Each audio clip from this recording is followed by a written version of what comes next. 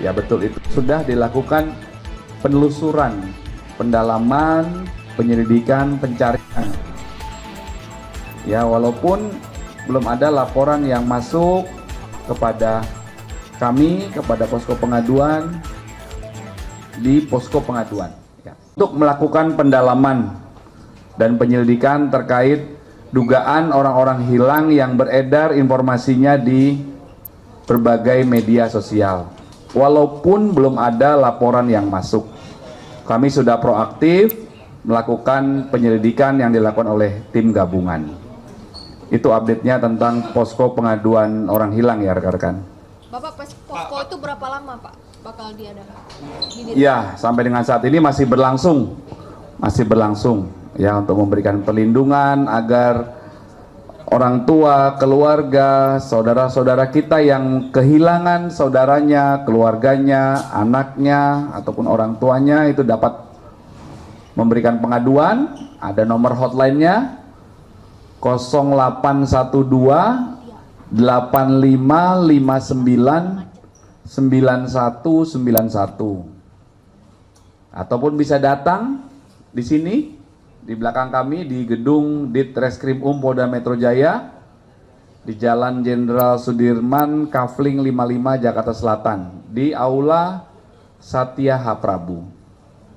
Pak, penegasan Pak, maksud tim gabungan tadi yang inisiatif dari Polda Metro Jaya ini teman-teman yang ramen di media sosial yang Bima, Farhan, Reno yang setelah aksi demo itu ya Pak, yang hilang, yang masih belum tahu. Ya, ada beberapa yang ada beredar informasi di media sosial. Ya betul, itu sudah dilakukan penelusuran, pendalaman, penyelidikan, pencarian. Ya walaupun belum ada laporan yang masuk kepada kami, kepada posko pengaduan di posko pengaduan. Ya. Update-nya apa Pak? Sejauh ini apa update dari tim gabungan pencarian 3 orang itu Pak? Tim masih bekerja, mohon waktu. Ya. Bapak, dari yang banyak yang ditahan di sini buntut demo kemarin Pak, ada nggak yang dibebaskan Pak? Berapa jumlah gitu orangnya Pak? Pernah kami sampaikan sebelumnya, jadi berawal dari yang diamankan. Ya, diamankan itu ada yang dari pelajar yang diamankan, dilindungi, dicegah agar tidak sampai ke area unjuk rasa karena tidak ada pendampingan dan itu berbahaya bagi anak-anak. Kemudian ada beberapa lagi yang diamankan karena diduga mengganggu ketertiban umum.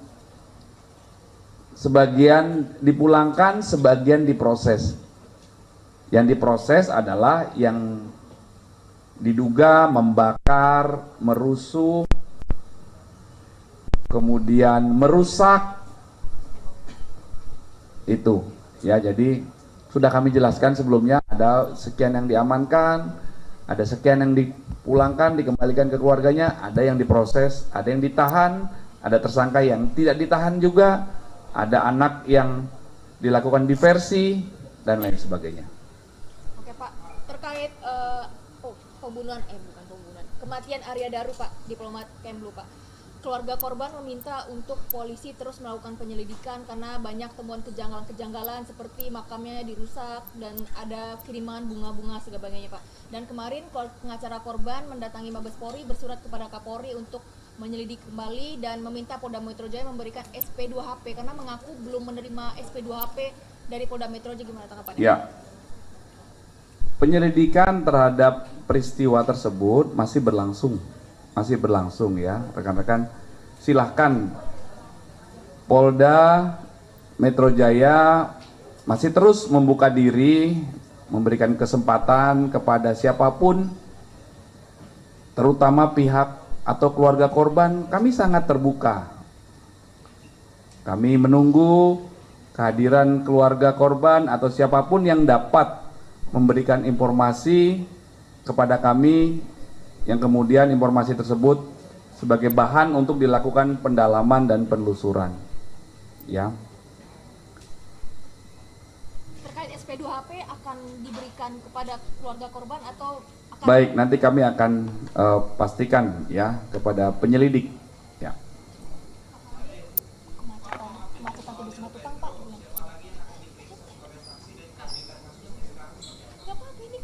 Ya, nanti kami pastikan ya, kasusnya masih berproses terus.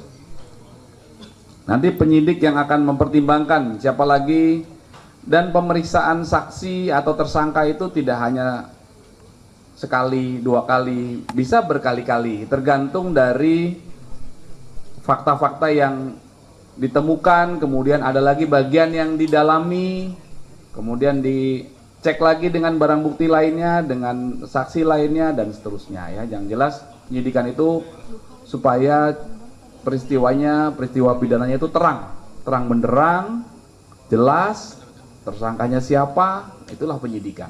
Ya.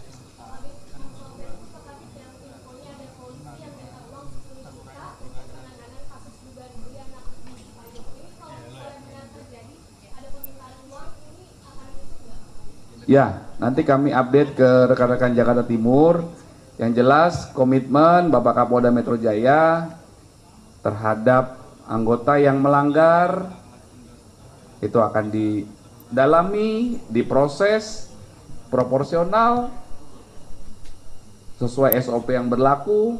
Kemudian di sisi lain anggota yang berprestasi, yang telah bekerja dengan baik itu juga diapresiasi ya. Nanti itu komitmennya tetap sama ya. Jadi untuk saat ini faktanya kami nanti cek dulu ke Polres Jakarta Timur ya.